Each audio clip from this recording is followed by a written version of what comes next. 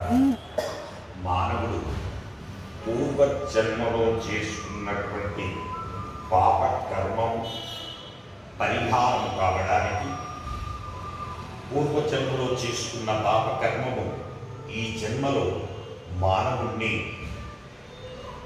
రోగ రూపంలో మరియు ఏ పని తలపెట్టినా ఆ పనికి అడ్డుగోడగా పడుతూ ఆ పనిని సకాలంలో పూర్తి కానివ్వకుండా ఇబ్బందులను పెడుతూ ఉంటుంది.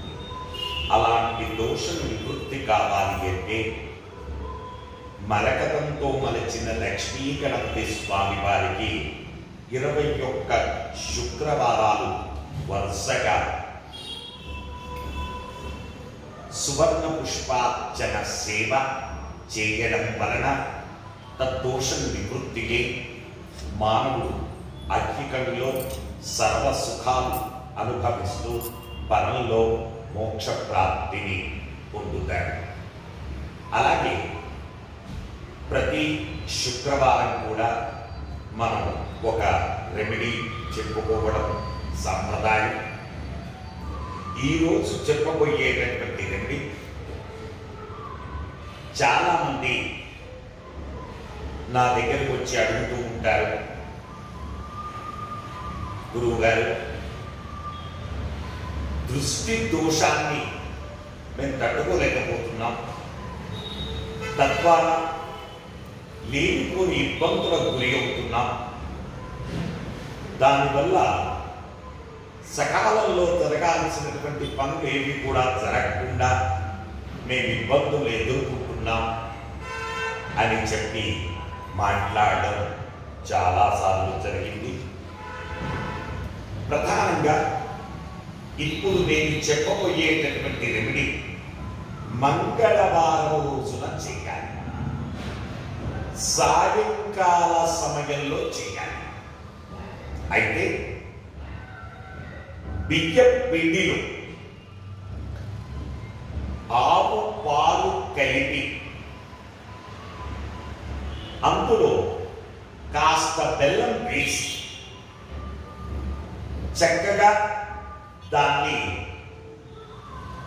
ఆ పిండితో బియ్యం పిండితో దీప ప్రమిదను తయారు చేయాలి.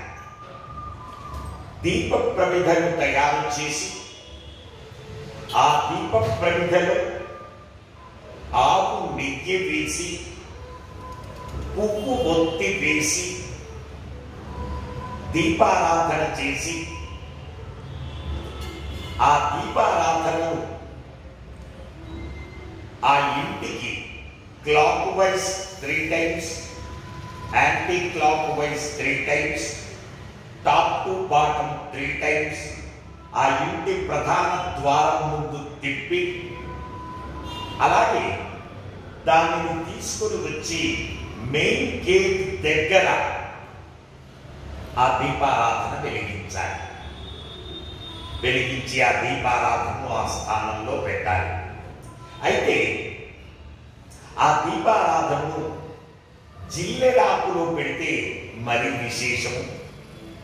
కాబట్టి జిల్లెడాకులో పెట్టి ఆ దీపారాధన అందులో నెయ్యి ఉన్నంత వరకు వెలిగేటట్టుగా చేసి ఆ తర్వాత దాన్ని తీసి ఆవుకు తినిపించాలి. అలా చేయడం వలన మానవుడికి ఆ నరదృష్టి వల్ల కలుగుతున్నటువంటి దోషాలన్నీ కూడా నివృత్తి అయి ఆ మానవుడు పనులన్నీ కూడా సక్రమంగా జరుగుతూ త్వరగా ఆ పనులను పూర్తి చేసుకోగలుగుతాడు. వచ్చే వారం మరొక రెమెడీతో మనం కలుసుకుందాం. శుభం.